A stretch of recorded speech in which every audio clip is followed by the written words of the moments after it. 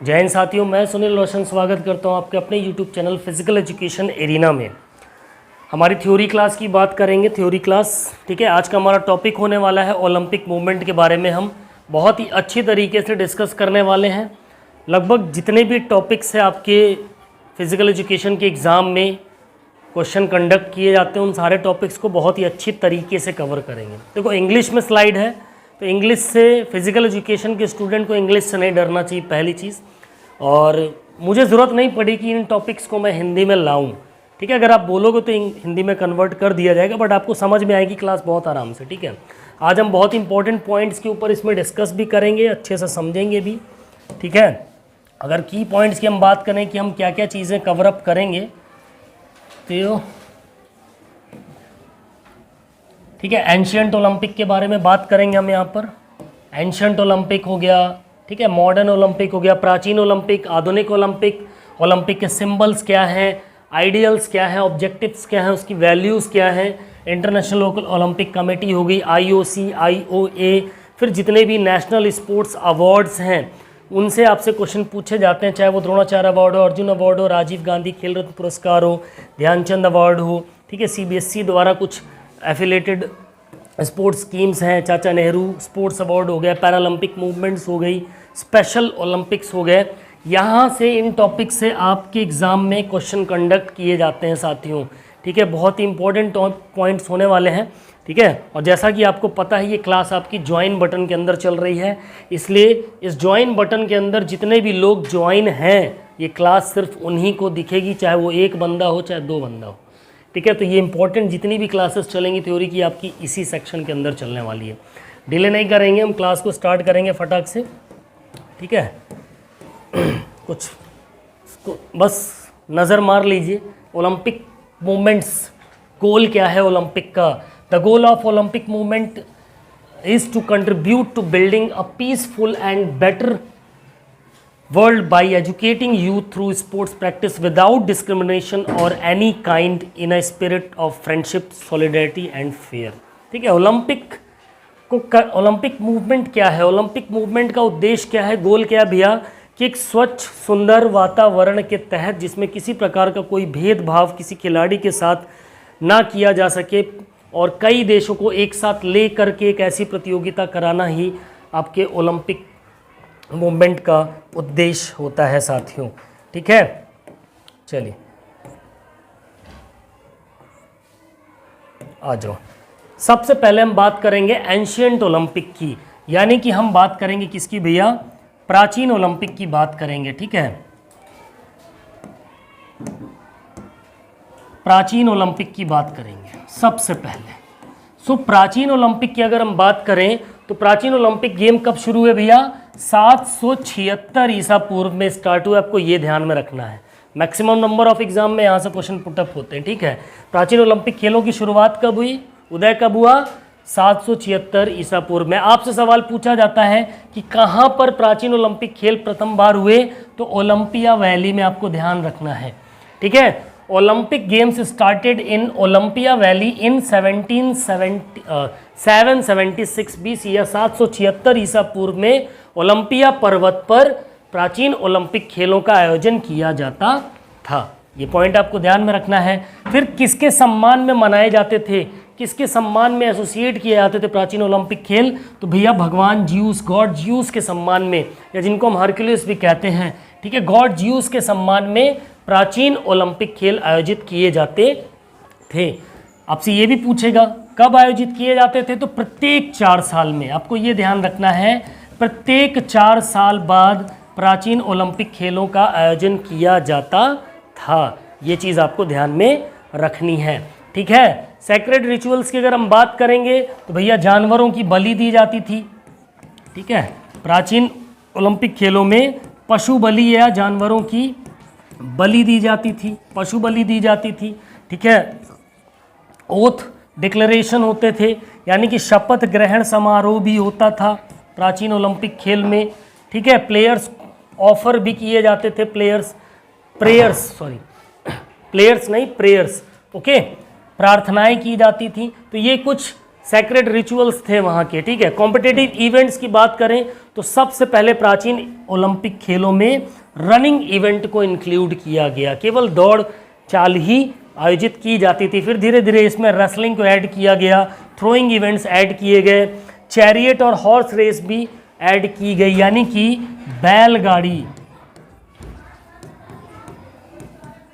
बैलगाड़ी दौड़ भी बाद में शामिल की गई, घुड़दौड़ भी शामिल की गई, ठीक है। Banned by king Theodosius in 394 AD, यानी थियोडोसियस, ठीक है, किस राजा द्वारा?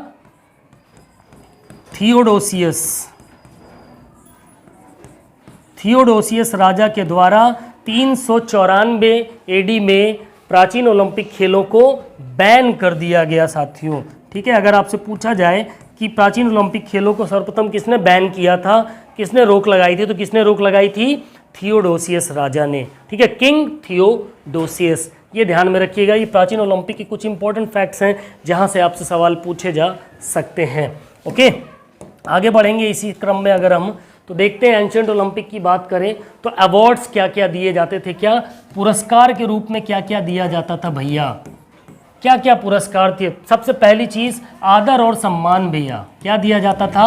आदर और सम्मान, यानी रेस्पेक्ट एंड ऑनर प्रोवाइड किया जाता था एक खिलाड़ी को। फूड ग्रेन्स एंड एनिमल, ठीक है, यानी कि बीज कह सकते हैं जिसको, और साथ में पशु भी उपहार के रूप में दिए जाते थे। ऑलिव लीव्स क्राउन, जैतून की पत्ती का मुकुट दिया जाता था भैया, जैतून की पत्ती का मुकुट प्रदान किया जाता था विजेता खिलाड़ी को। साथ में स्टैचूज ऑफ विनर, विजेता खिलाड़ियों की मूर्तियां बनाई जाती थीं, विजेता की मूर्ति, ठीक है, मूर्ति बनवाई जाती है। और साथ में poems in praise of winners, यानी विजेता खिलाड़ियों के सम्मान में उनका गुणगान करने के लिए वीर गाथाएं या कविताएं कही जाती थीं। ये इस प्रकार से उनको अवार्ड्स या पुरस्कार के रूप में प्राचीन ओलंपिक खेलों में खिलाड़ियों को प्रदान किया जाता था।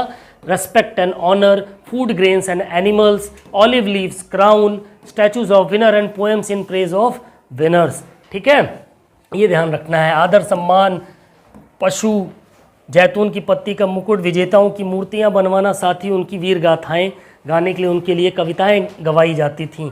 इस तरीके से उनको पुरस्कृत किया जाता था प्राचीन ओलंपिक खेल के खिलाड़ियों को। वहीं अगर हम बात कर लें रूल्स ऑफ कंपटीशन की, प्राचीन ओलंपिक खेल्स में किस प्रकार के नियम कानून थे भैया, किस प्रकार के नियम कानून थे? सबसे पहली चीज तो ग्रीक एंड हेलेनिक रेस, ठीक है, ग्रीक्स एंड हेलेनिक, तो यूनान का ही व्यक्ति होना चाहिए था। पहली चीज तो आपको ये ध्यान में रखना है, कहाँ का होना चाहिए? तो ग्रीक कंट्री का होना चाहिए था। Competitors stayed in Olympia in 1 month before, यानी एक महीने पहले से खिलाड़ी को ओलंपिया पर्वत पर वहाँ रहना पड़ता था, पार्टिसिपेंट्स जो होते थे। Women are not allowed to see and participate, महिलाओं को प्राचीन ओलंपिक खेल को ना ही देखने की अनुमति थी, ना ही उसमें प्रतिभाग करने की अनुमति थी, ठीक है। ओनली एमेच्योर प्लेयर्स, प्रशिक्षित खिलाड़ी ही प्रतिभाग कर सकते थे। साथ ही savages and convicted persons are not allowed, अगर कोई सजा याफ्ता मुजरिम है, जेल काट रहा है, चोरी चकारी वाला व्यक्ति है, तो वो इस प्रकार का व्यक्ति प्रतियोगिता में हिस्सा नहीं ले सकता था साथियों। तो ये कुछ पॉइंट्स थे जहां से आपसे सवाल पुटअप किए जाते हैं, ये आपको पता होना चाहिए, ठीक है। इतनी चीज़ क्लियर होने के बाद अगर हम आगे की तरफ देखें तो ऑब्जेक्टिव्स ऑफ मॉडर्न ओलंपिक, अब बात करेंगे हम किसकी भैया? आधुनिक ओलंपिक की। यहाँ से काफ़ी क्वेश्चन आपके बनते हैं साथियों, ठीक है। आधुनिक ओलंपिक की अगर हम बात करें, आधुनिक Olympic, the main objective of games is global unity and sporting friendship, ठीक है, वैश्विक एकता और आपस में एक दूसरे के साथ दोस्ताना व्यवहार करना बनाना ही आधुनिक ओलंपिक खेल का क्या था? मुख्य उद्देश्य है साथियों। To develop spirit of patriotism, ठीक है, कैसी स्पिरिट को जगाना? देशभक्ति की स्पिरिट को जगाना, और खिलाड़ियों के बीच में आपसी सौहार्द को बढ़ाना, भाईचारे को बढ़ाना, ब्रदरहुड इन प्लेयर्स। ठीक, to pay attention towards physical education and games in all countries. इस मॉडर्न ओलंपिक खेल का एक महत्वपूर्ण उद्देश्य ये भी था कि लोगों का अटेंशन जाए फिजिकल एजुकेशन की तरफ और साथ ही गेम्स को सभी देशों में फैलाया जा सके, यानी फिजिकल एजुकेशन और गेम्स और स्पोर्ट्स का अटेंशन पूरी दुनिया में दुनिया के लोगों के बीच में होना चाहिए। ये इसका मेन उद्देश्य था। To develop the personality, character and health among the youth, यानी नौजवानों की पर्सनैलिटी, उसका कैरेक्टर, उसकी हेल्थ को डेवलप करना भी मॉडर्न ओलंपिक का मेन उद्देश्य था। वहीं बात करेंगे अगर साथियों इसके फाउंडर की या इसके जनक की, आधुनिक ओलंपिक खेल के जन्मदाता की अगर हम बात करें तो कौन थे भैया? मिस्टर बैरन पियरे डी कुबर्टिन। ध्यान रखिएगा, बैरन पियरे डी कुबर्टिन, बैरन पियरे डी कुबर्टिन। ठीक है, ये नाम ध्यान रखिएगा। आधुनिक ओलंपिक खेलों के जनक की बात करें, अगर फाउंडर की हम बात करें तो मिस्टर बैरन पियरे डी कुबर्टिन। ठीक है, फ्रेंच मैन, फ्रांस के रहने वाले थे बैरन पियरे डी कुबर्टिन, इनको फ्रेंच मैन भी कहा जाता था। ठीक है, ध्यान रखिएगा पॉइंट आपको। ठीक है, Coubertin who dream up the ambitious project which was inspired by ancient Olympic. प्राचीन ओलंपिक से ही इंस्पायर होकर उन्होंने आधुनिक ओलंपिक खेलों की नींव रखी साथियों। ठीक है, नेक्स्ट की अगर हम बात करें तो इसमें कुछ इंपॉर्टेंट, देखो इसमें मैंने बताया ना थ्योरी क्लास में, इसका मतलब ये नहीं कि ओलंपिक पढ़ा तो सब कुछ घुसेड़ दो। आपके पेपर में जहां से सवाल आते हैं उन्हीं पॉइंट्स को मैंने रखा, फालतू चीज़ें पढ़ने की ज़रूरत नहीं है। फिजिकल एजुकेशन का सिलेबस इतना लेंदी है कि आप पूरी चीज़ें नहीं पढ़ सकते, लेकिन इतना मैं अपने एक्सपीरियंस से बता रहा हूँ, जितनी चीज़ें मैं बताऊँगा वो उन्हीं चीज़ों के दरमियान ही आपके पेपर में क्वेश्चन पुटअप होते हैं। ठीक है, ओलंपिक सिंबल्स की अगर हम बात करें तो सबसे पहले हम बात करेंगे किसकी भैया? ओलंपिक मोटो की। ठीक है, ओलंपिक मोटो की अगर हम बात करें तो आपने पढ़ा होगा ओलंपिक में 3 मोटो होते हैं, CTS, RTS, FORTIUS, और इसमें एक और मोटो आप ऐड कर लीजिए, कम्युनिटर, कम्युनिटर या कम्यूनस या कम्युनिटर, ये चौथा मोटो है। ठीक है, बहुत से लोगों को यही पता है कि CTS, RTS, FORTIUS ही होते हैं, चौथा भी ऐड हो गया है। चौथे की अगर हम बात करें तो इसको ऐड किया मिस्टर थॉमस बैक ने, थॉमस बैक। ठीक है, जो कि करंट प्रेसिडेंट है आपके किसके? IOC के। ठीक है, IOC के करंट प्रेसिडेंट है मिस्टर थॉमस बैक। इन्होंने चौथा मोटो इंक्लूड किया, कम्युनिटर। ओके, कम्युनिटर जिसका मतलब होता है एक साथ, या हम कह सकते हैं इसका मतलब होता है भैया टुगेदर, एक साथ। ठीक है, अब बात करते हैं पुराने मोटोस की। तो ओलंपिक मोटो है आपका CTS, RTS और FORTIUS। आई होप ये कम विजिबल होगा, इसको डार्क कर देते हैं थोड़ा। ठीक है, सो CTS, RTS और FORTIUS और कम्युनिटर, ये 4 आपके मोटो हैं साथियों। इस चीज़ को आपको ध्यान रखना है, ये 4 आपकी क्या है? मोटो। CTS की बात करें तो CTS का मतलब होता है फास्टर, यानी कि अधिक तेज साथियों। ठीक है, CTS का मतलब क्या होता है? अधिक तेज, ध्यान रखिएगा। CTS ये भी पूछ लेता है आपसे। RTS का मतलब होता है क्या भैया? अधिक ऊंचा, अधिक ऊंचा। वहीं FORTIUS की अगर हम बात करें तो अधिक बलवान, अधिक बलवान या शक्तिशाली। ठीक है, ये इनके मतलब हैं। वहीं कम्युनिटर की बात करें तो इसका मतलब होता है भैया एक साथ, टुगेदर। ठीक है, इन चारों के मतलब भी आपको पता होने चाहिए, CTS, RTS, FORTIUS, कम्युनिटर। ओके, कम्युनिटर में आपसे अलग से पूछ सकता है भैया किसने दिया? मिस्टर थॉमस बैक ने दिया 2020 में। 2020 में थॉमस बैक ने चौथा मोटो दिया ओलंपिक का, जिसका नाम है कम्युनिटर। बाकी CTS, RTS, FORTIUS। ठीक है, और CTS, RTS, FORTIUS की बात की जाए तो ये 1895 में बनाए गए, किसके द्वारा? फादर हेनरी डीडॉन के द्वारा। ध्यान रखिएगा, इन तीनों की बात करें तो इन तीनों को किसने बनाया भैया? Father Henry Didon. Okay, CTS, RTS और 4TS की बात करेंगे। So father Henry Didon, okay, 1895 में। ये आपको पॉइंट्स ध्यान में रखने हैं। इतनी चीज़ क्लियर हुई। ओलंपिक सिंबल्स के बारे में हम बात कर रहे हैं। अभी ओलंपिक मोटो हो गया। ओलंपिक मोटो में इससे ज़्यादा आपसे कुछ नहीं पूछेगा। CTS, RTS, 4TS और कम्युनिटर। CTS का मतलब अधिक तेज, 4TS का मतलब अधिक, सॉरी, RTS का मतलब अधिक ऊंचा, 4TS का मतलब अधिक बलवान, यानी कि फास्टर, हायर, स्ट्रोंगर और टुगेदर। ये भी ध्यान रखना है। Faster, higher, stronger, together, FHST याद रखिएगा। Faster, higher, stronger, together. ठीक है, चलिए नेक्स्ट की अगर हम बात करेंगे, आगे बढ़ते हैं। So Baron Pierre de Coubertin of France, कहाँ के रहने वाले थे भैया? फ्रांस के। ठीक है, फाउंडर ऑफ मॉडर्न ओलंपिक, ये आधुनिक ओलंपिक खेलों के जन्मदाता थे। कौन? मिस्टर बैरन पियरे डी कुबर्टिन। इन्होंने आधुनिक ओलंपिक खेलों की शुरुआत कब कराई? 1896 ईस्वी में। कहाँ पर? एथेंस राज्य में, यूनान के एथेंस राज्य में 1896 ईस्वी में मिस्टर बैरन पियरे डी कुबर्टिन के द्वारा आधुनिक ओलंपिक खेलों की शुरुआत हुई।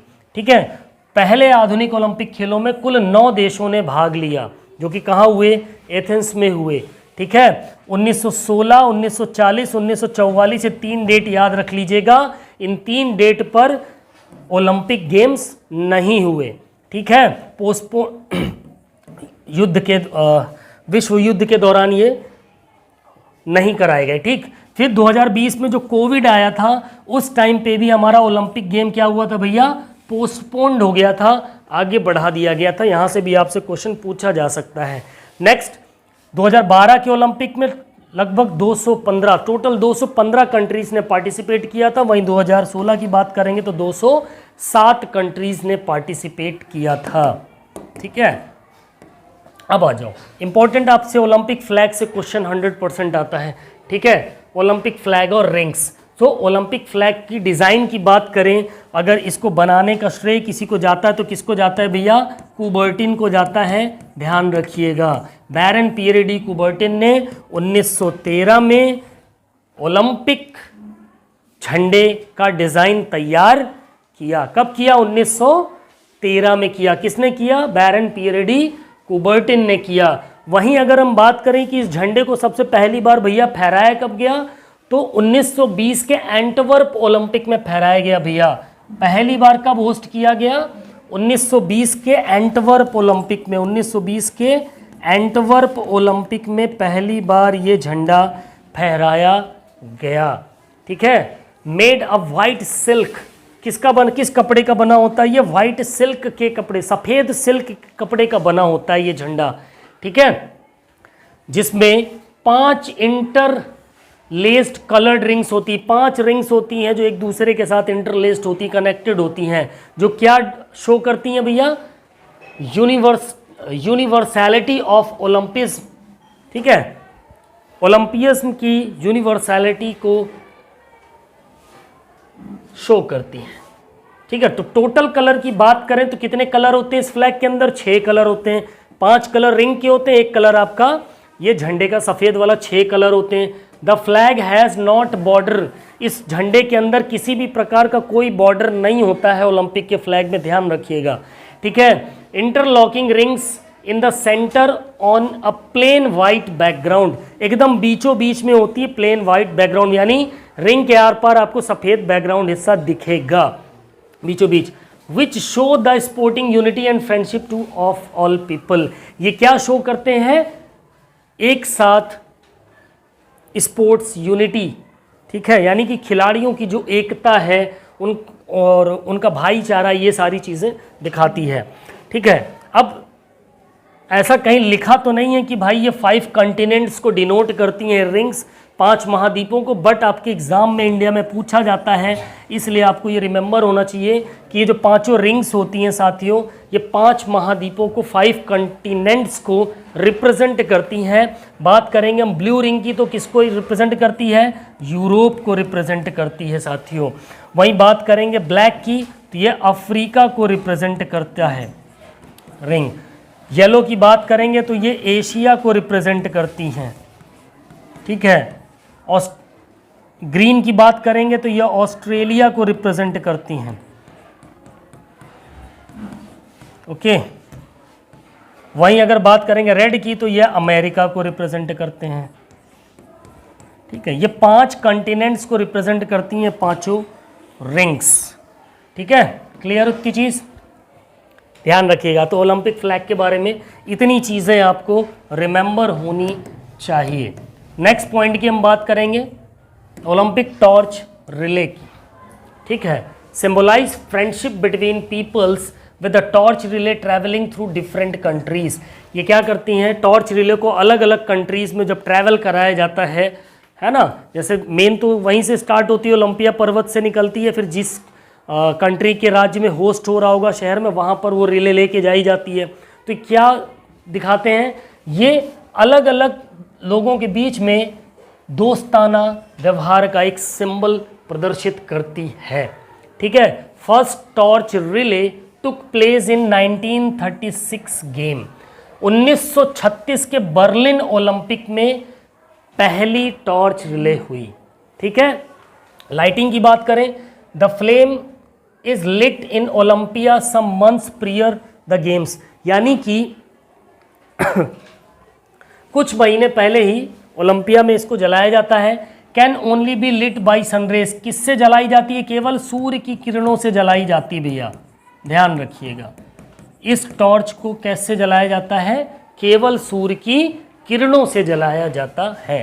टॉर्च की बात करें, new torch is created every time, हर बार एक नई टॉर्च का निर्माण कराया जाता है।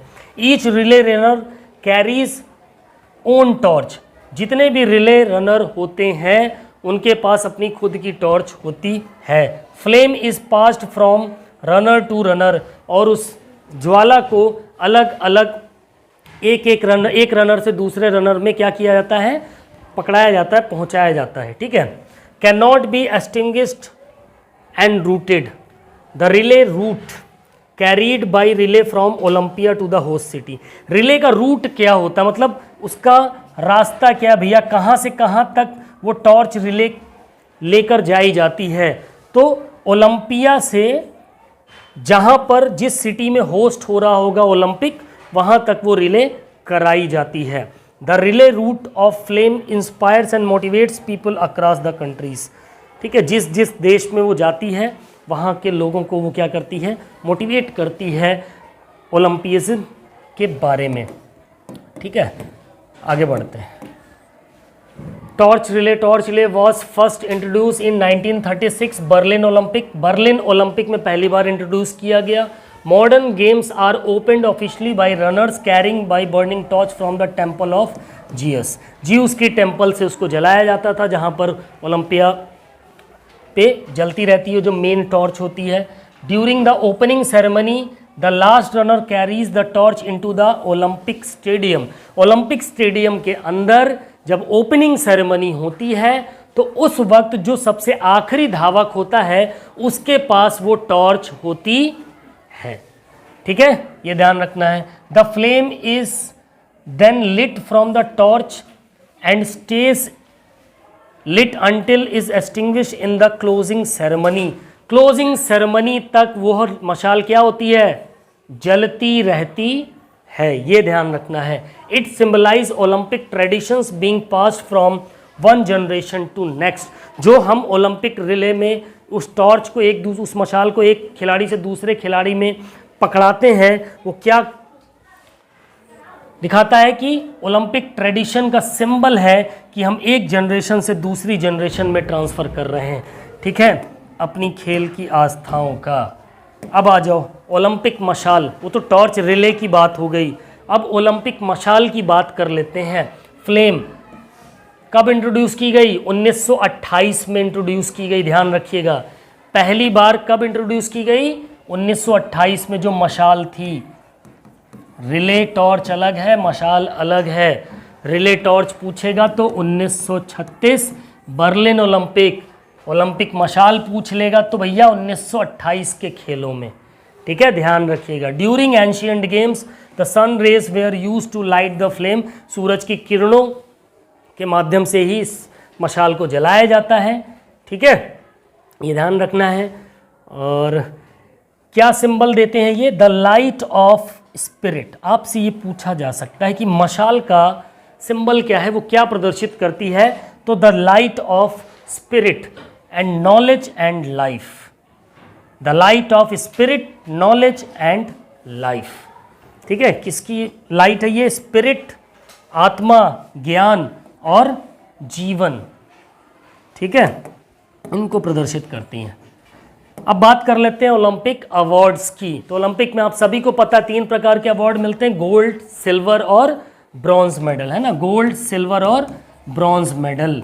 ठीक है, ये 3 प्रकार के अवार्ड दिए जाते हैं। लेकिन बाकी के in first, second, third place के बाद जो 5 नेक्स्ट 5 पोजीशन के जो खिलाड़ी होंगे, ठीक है, उनको क्या दिया जाता है भैया? प्रशस्ति पत्र दिया जाता है, या जिसको हम सर्टिफिकेट या प्रशस्ति पत्र बोलते हैं। प्रशस्ति पत्र या सर्टिफिकेट, स्पोर्ट्स सर्टिफिकेट। ठीक है, ये चीज़ आपको ध्यान में रखना है। आगे अगर हम बात करें ओलंपिक ओथ की, ठीक है, तो ओलंपिक ओथ आपके नीचे दे रखी है, इसको आप देख सकते हैं। और भी जो टीचर्स होंगे वो अपने स्कूल में इसको चार्ट पेपर पर लगवा सकते हैं। ठीक है, ओलंपिक ओथ की बात करेंगे तो इसको भी किसने, ओलंपिक ओथ बोले तो शपथ, तो इसको किसने लिखा था? इसको भी लिखा था मिस्टर बैरन पियरे डी कुबर्टिन ने। कब लिखा था भैया? पहली बार कब इंट्रोड्यूस हुई थी? 1920 के एंटवर्प ओलंपिक में पहली बार ओलंपिक ओथ इंट्रोड्यूस की गई थी। ठीक है, डेट ही याद रखना, इस डेट के अकॉर्डिंग ही आपसे क्वेश्चन पूछता है। ठीक है, और एक और इंपॉर्टेंट चीज, one athlete from host country takes the oath. जिस देश के अंदर ओलंपिक हो रहा है उस देश का एक खिलाड़ी क्या करेगा? शपथ दिलाता है। जिस देश में ओलंपिक हो रहा होगा उसी देश का एक खिलाड़ी शपथ दिलाएगा। सभी खिलाड़ी को कब दिलाएगा? ओपनिंग सेरेमनी में, जब उद्घाटन समारोह होगा उस वक्त दिलाएगा। Behalf of all athletes by hold a corner of the Olympic flag. Olympic flag का कॉर्नर का कोना पकड़ करके वो ओथ दिलाई जाती है। ये ध्यान में आपको रखना है साथियों। ठीक है, ओलंपिक आइडियल्स की बात करें अगर हम, ठीक है, so the important thing in the Olympic is not to win but to take part in true sportsman spirit. Another important thing in life is not triumph but to struggle. ठीक है, Olympic ideal. चलो objectives की बात कर ले तो उद्देश्य क्या क्या है भैया? टू जनरेट सेंस लॉयलिटी, है ना, ब्रदरहुड, दोस्ताना, भाईचारा, टीम स्पिरिट डेवलप करना पार्टिसिपेंट्स के बीच में, ये उनके उद्देश्य हुआ करते थे। To bring attention world community to the values of physical education, जितनी भी वर्ल्ड की कम्युनिटीज़ हैं उनके बीच में फिजिकल एजुकेशन की वैल्यूज़ को ऐड करना। To bring attention towards competitive sports, जितने भी प्रतिस्पर्धात्मक खेल गतिविधियां हैं उनके प्रति अटेंशन को बढ़ावा देना। To develop spirit of international understanding and goodwill, ठीक है, एक ऐसी स्पिरिट को डेवलप करना अंतर्राष्ट्रीय स्तर पर। ठीक है, to promote amateurism among sportsman, ठीक है, फिर to remove the barriers of caste, creed, religion and colour, रंग भेद, जाति, वर्ण व्यवस्था, इन सब को हटाने का संदेश देना भी ओलंपिक का मुख्य उद्देश्य है कि सब एक साथ मिलकर भाईचारे के साथ खेलते हैं। To inculcate the idea that sports is a pastime and not an activity for material gains. ठीक है, ये इसके कुछ इंपॉर्टेंट ऑब्जेक्टिव्स हो गए। ठीक है, वैल्यूज़ थ्रू ओलंपिक की बात करेंगे तो इसमें friendship, solidarity, fair play, free discrimination, ठीक है, कुछ इंपॉर्टेंट पॉइंट्स हैं, ठीक है। हालांकि यहाँ से क्वेश्चन बहुत कम पुटअप होते हैं आपके, बट फिर भी आप इसको नोट डाउन कर सकते हो, ठीक है। वही सारी चीज़ें हो गई इसमें, ब्रदरहुड को बढ़ावा देना, नो डिस्क्रिमिनेशन, वैल्यूज़ को ऐड करना, रेस्पेक्ट एक दूसरे की, एक्सेलेंसी के ऊपर ध्यान देना, ठीक है, ग्राउंड फील्ड एक्टिविटीज़ जितनी भी हो रही हैं। अब आ जाओ इंपॉर्टेंट पॉइंट जहाँ से आपसे क्वेश्चन पुटअप होते हैं। बात करेंगे किसकी भैया, IOC की, यानी कि अंतर्राष्ट्रीय ओलंपिक समिति की। अंतर्राष्ट्रीय ओलंपिक समिति, यहाँ से आपसे सवाल पूछा जाता है। इंटरनेशनल ओलंपिक कमेटी, इसका फुल फॉर्म भी आपसे कभी कभी पूछ लेता है। इसकी स्थापना की अगर हम बात करें तो 1894 में पेरिस में इसकी स्थापना हुई 23 जून को। 1894 23 जून पेरिस में बैरन पियरे डी कुबर्टिन के द्वारा IOC की स्थापना करी गई। इसके हेडक्वार्टर की बात करें तो स्विट्जरलैंड में IOC का हेडक्वार्टर है भैया, ठीक है। और IOC क्या, समर और विंटर दोनों प्रकार के ओलंपिक का ऑर्गेनाइजेशन कौन करता है, IOC ही करता है। प्रत्येक 4 साल में करता है, ये ध्यान रखना है आपको, ठीक है। पहले समर ओलंपिक गेम कहाँ हुए थे, 1896 में एथेंस ग्रीस में हुए थे, ठीक है। पहले विंटर ओलंपिक कब हुए थे, 1924 में हुए थे। कहाँ पे हुए थे, फ्रांस में हुए थे। इंपॉर्टेंट डेट है, यहाँ से सवाल आपसे पूछे जाते हैं, ठीक है। IOC स्टार्टेड यूथ ओलंपिक इन 2010। IOC ने 2010 में युवा ओलंपिक गेम्स की शुरुआत करी थी, ठीक है। पहले समर यूथ ओलंपिक गेम की बात करें सिंगापुर में 2010 में हुए। वहीं पहले विंटर यूथ ओलंपिक की बात करें 2012 में ऑस्ट्रिया में हुए। ध्यान रखिएगा, ऑस्ट्रेलिया नहीं, ऑस्ट्रिया, ठीक है, ऑस्ट्रिया में हुए।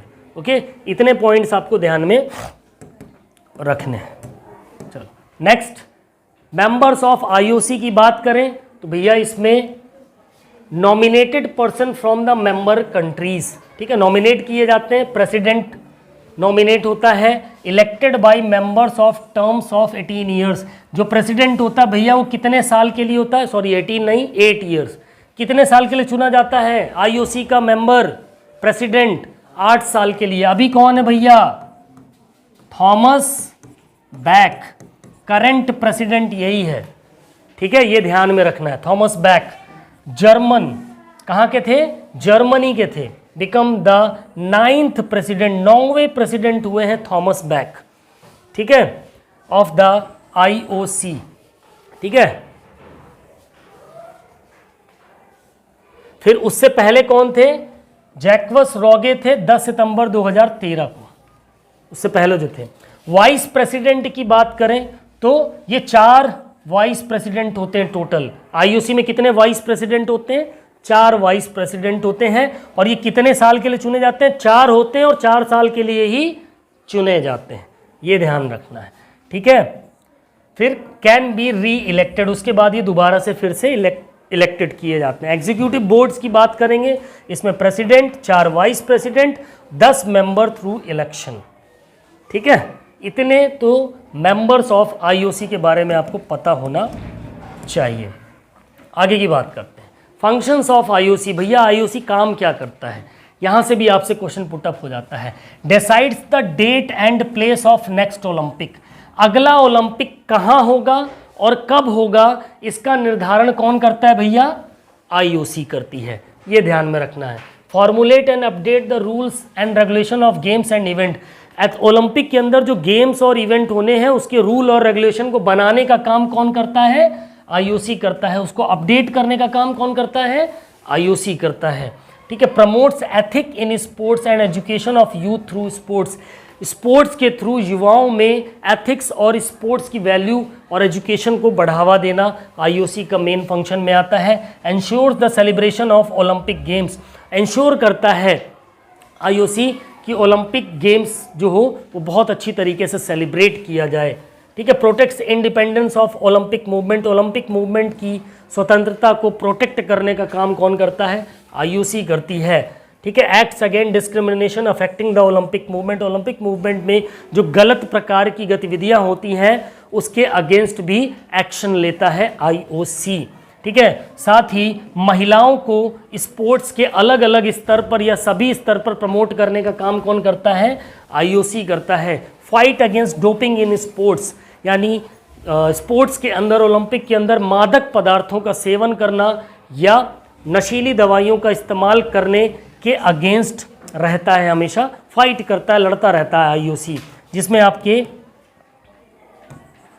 वाडा को इंक्लूड किया था, वर्ल्ड एंटी डोपिंग एजेंसीज वगैरह के थ्रू होता है। एनकरेजेस स्पोर्ट्स फॉर ऑल, सभी के लिए खेल को क्या करता है? प्रमोट करता है, एनकरेज करने का काम करता है। अपोज पॉलिटिकल और commercial abuse sports and athlete, उस आईओसी किसका विरोध करता है? कोई पॉलिटिकल यानी नेतागिरी से संबंध हो, नेतागिरी में दबदबा करके वहाँ बहुत से लोग गेम में इंक्लूड होना चाहते हैं, तो उन चीज़ों के खिलाफ रहता है। साथ ही अगर कोई किसी का शोषण कर रहा है या कॉमर्शलाइज कर रहा है किसी खेल वगैरह को, तो उसके भी विरोध में रहता है।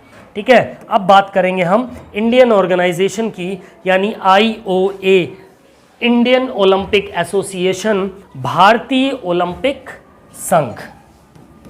इसकी बात करेंगे हम, भारतीय ओलंपिक संघ की बात करेंगे। इंडियन ओलंपिक एसोसिएशन, इसकी स्थापना ध्यान रखिएगा, एस्टैब्लिश कब हुआ? 1927 में, 1927 में इसकी स्थापना हुई। ठीक है, पहले इसके फाउंडर प्रेसिडेंट की बात करेंगे, सर दोराबजी टाटा। टाटा नाम याद रखिएगा, सर दोराबजी जमशेद जी टाटा इसके पहले फाउंडर प्रेसिडेंट थे, किसके? IOA के। ठीक है, 1928 में इलेक्टेड हुए। कब बने? 1928 में चुनकर आए। ठीक है, फिर वहीं आपके सेक्रेटरी जनरल की बात अगर कर ले तो डॉक्टर नोहरेन इसके पहले फाउंडर सेक्रेटरी जनरल थे IOA के, इंडियन ओलंपिक एसोसिएशन के। ठीक है, 4 year term for office barrier, 4 साल का कार्यकाल रहता है। इस समय करंट में इंडियन ओलंपिक एसोसिएशन की अगर प्रेसिडेंट की हम बात करें तो कौन है? PT उषा, ध्यान रखिएगा, PT उषा है। ठीक है, in 1928 Amsterdam Olympic Netherland Indian hockey team participate first time and won gold medal. 1928 में IOA की स्थापना के 1 साल बाद इंडियन ओलंपिक हॉकी की जो टीम थी इंडिया की, वो एम्स्टर्डम ओलंपिक में पार्टिसिपेट की और कौन सा मेडल जीता? गोल्ड मेडल जीता था, पहली बार में ही गोल्ड मेडल। अब आ जाओ, ठीक है, मेंबर्स ऑफ IOA में अगर हम मेंबर्स की बात करें या एग्जीक्यूटिव काउंसिल मेंबर्स की हम बात करें तो इसमें एक प्रेसिडेंट होता है, ट्रेजरर होता है, सेक्रेटरी जनरल होता है, 6 जॉइंट सेक्रेटरीट्स होते हैं। ठीक है, एक सीनियर वाइस प्रेसिडेंट होता है और एक वाइस प्रेसिडेंट होता है। फिर 10 एग्जीक्यूटिव काउंसिल मेंबर्स होते हैं। यहाँ से सवाल पूछ लेता है, IOA में कितने एग्जीक्यूटिव काउंसिल मेंबर्स होते हैं? तो कितने होते हैं भैया? 10 एग्जीक्यूटिव काउंसिल मेंबर्स होते हैं, आपको ध्यान में रखना है। ठीक है, objectives of IOA same as it is. ठीक है, क्या करना?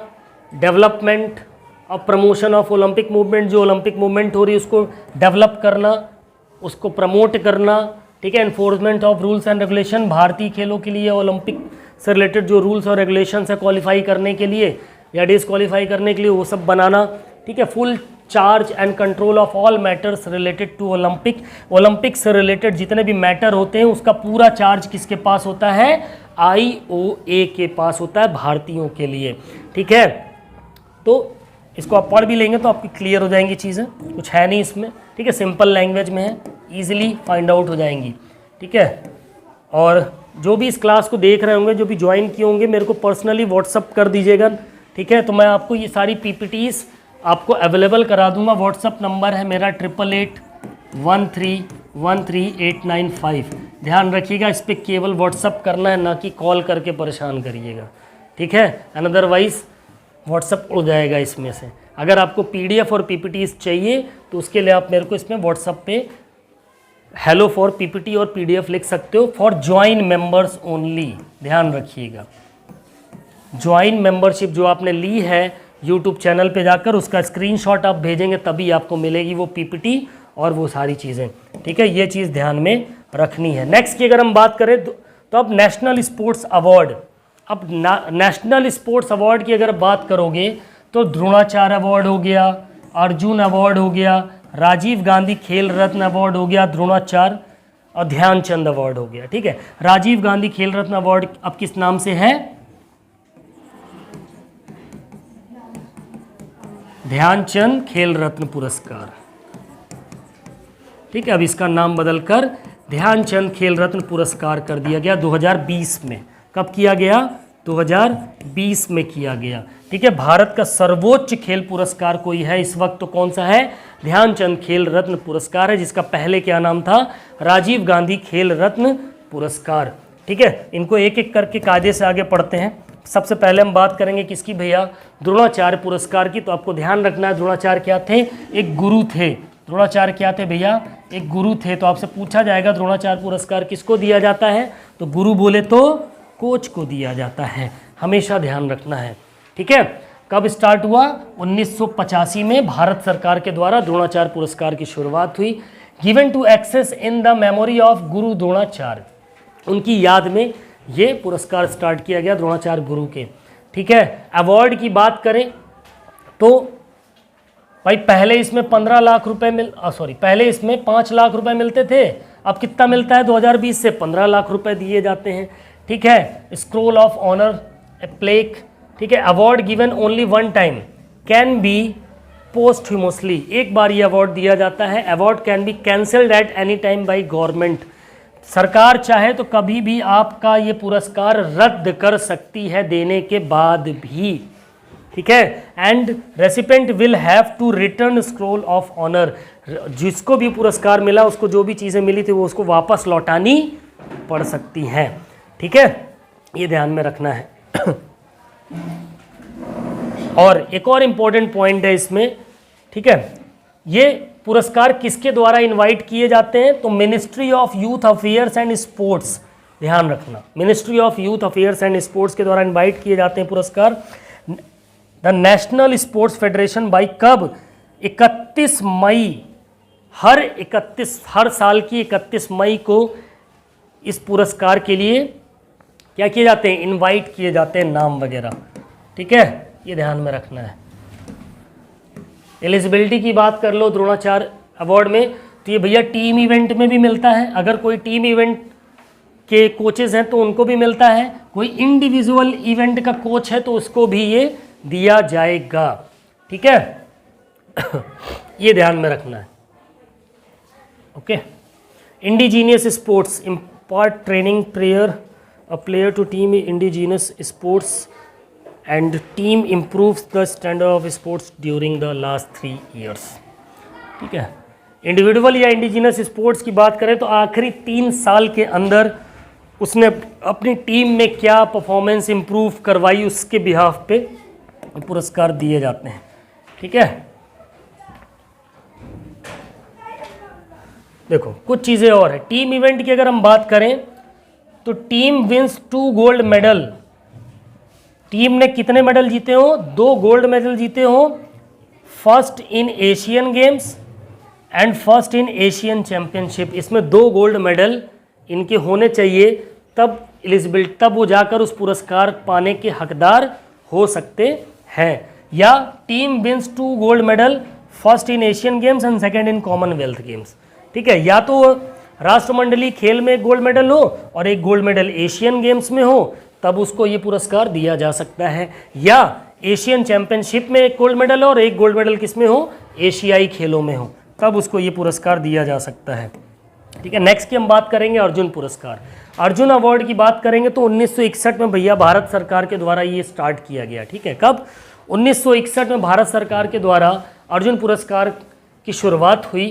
ठीक है, supreme honour to sports person by government. अब अर्जुन क्या थे भैया? शिष्य थे, धनुर्धर थे, खिलाड़ी थे। तो ये पुरस्कार किसको दिया जाता है भैया? खिलाड़ियों को दिया जाता है। किसको दिया जाता है? खिलाड़ियों को दिया जाता है। ये ध्यान में रखना है।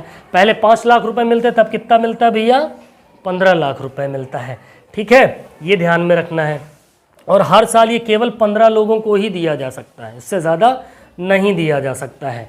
ठीक है, नॉमिनेशन की बात करें तो ये ministry of youth affairs and sports के द्वारा इनवाइट किए जाते हैं, सेम द्रोणाचार्य की तरह 31 मई को। ठीक है, हर साल की और any sports federation can send the list 3 players, कोई भी स्पोर्ट्स की फेडरेशन हो तो वो 3 खिलाड़ियों के नाम भेज सकती है इस पुरस्कार के लिए। सिलेक्शन कमेटी कंसिस्ट 5 ओलंपियंस, जो सिलेक्शन कमेटी होती है अर्जुन पुरस्कार को कि किसको दिया जाएगा, सिलेक्शन करने वाले, तो उसमें कौन कौन होते हैं? 5 ओलंपिक के खिलाड़ी होते हैं, 4 अर्जुन अवार्डी होते हैं, 2 स्पोर्ट्स एडमिनिस्ट्रेटर और 1 स्पोर्ट्स सेक्रेटरी होता है। इतने लोग मिल करके इस पुरस्कार को किसको देना है, इसका चुनाव करते हैं।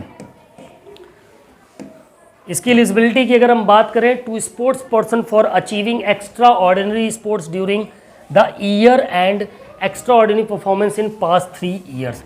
करंट साल में उस खिलाड़ी की क्या परफॉर्मेंस चल रही है, उसकी क्या पोजीशन है, उस पर निर्भर करता है, और पुराने 3 साल में उसका क्या रिकॉर्ड रहा है उस पर निर्भर करता है कि ये पुरस्कार उसको दिया जाएगा कि नहीं दिया जाएगा। On awarded in one sport, एक खेल में इसको दिया जाता है केवल, ठीक है, but can be given to male and female players of the same sports. यानी कि अगर हॉकी में किसी एक खिलाड़ी को दिया जा रहा है तो एक महिला और एक पुरुष को अलग अलग दिया जा सकता है, महिला खिलाड़ी और पुरुष खिलाड़ी को, लेकिन हॉकी में दिया जाएगा एक ही। बस उसमें डिवाइड क्या कर सकते हैं, एक महिला खिलाड़ी को भी दे सकते हैं और एक पुरुष खिलाड़ी को भी दे सकते हैं, ठीक है, ये ध्यान में रखना है। चलो आगे बढ़ते हैं, आ जाओ। नेक्स्ट है राजीव गांधी खेल रत्न पुरस्कार, या जिसको अब हम किस नाम से जानते हैं भैया, ध्यानचंद खेल रत्न पुरस्कार। राजीव गांधी खेल रत्न पूछ रहे तो 1991-92 में शुरू हुआ। ध्यानचंद का नाम कब रखा गया खेल रत्न पुरस्कार का, तो भैया वो 2020 में रखा गया, ठीक है, ये ध्यान में रखना है। ये भारत का सर्वोच्च खेल पुरस्कार है, ठीक है, भारत का सबसे बड़ा खेल पुरस्कार कोई है तो कौन सा, ध्यानचंद खेल रत्न पुरस्कार, ठीक है, ये ध्यान में रखना है। पहले इसमें 7.5 लाख रुपए मिलते थे, अब कितना मिलता है, 25 लाख रुपए दिए जाते हैं, 25 लाख रुपीस दिए जाते हैं। पूछ लेता है कभी कभी आपसे, ठीक।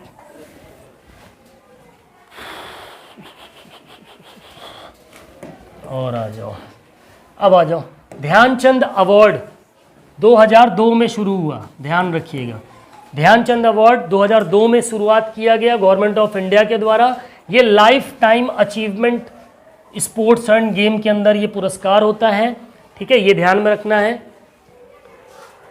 और क्या क्या होता है भैया, इसमें एक स्टैचू दिया जाता है ध्यानचंद जी का, एक सर्टिफिकेट दिया जाता है, सेरेमोनियल ड्रेस होती है प्रॉपर, उसको पहना करके उस ड्रेस को तब ये अवार्ड दिया जाता है, ठीक है। 5 लाख रुपए पहले दिए जाते थे, अब कितना दिया जाता है भैया, 10 लाख रुपए 2020 से दिया जाता है, ये ध्यान में रखना है आप लोगों को, ठीक है। एलिजिबिलिटी की बात कर लो। The award is given only discipline included the events like Olympic games, Paralympic games, Asian games, Commonwealth games, world championship, world cup, ठीक है, क्रिकेट वगैरह के, इंडिजीनियस गेम्स के, पैरा स्पोर्ट्स के, इन गेम्स में अगर पार्टिसिपेट किया है, बेहतरीन प्रदर्शन है तो आप ध्यानचंद अवार्ड के हकदार हो सकते हैं, ठीक है। और हर साल the nomination for given year are accepted till 30 April for last working day of April. अप्रैल महीने के आखिरी दिन में इस की एप्लीकेशन को एक्सेप्ट किया जाता है, नॉमिनेशंस को, ठीक है। 9 मेंबर्स होते हैं कमेटी के, ठीक है, जो कि चुनते हैं क्या कि ये पुरस्कार किसको मिलेगा, ठीक है, ये ध्यान रखना है। अप्रूवल के लिए union minister of youth affairs and sports के पास अप्रूवल के लिए जाता है ये, ठीक है। नेक्स्ट की बात करेंगे।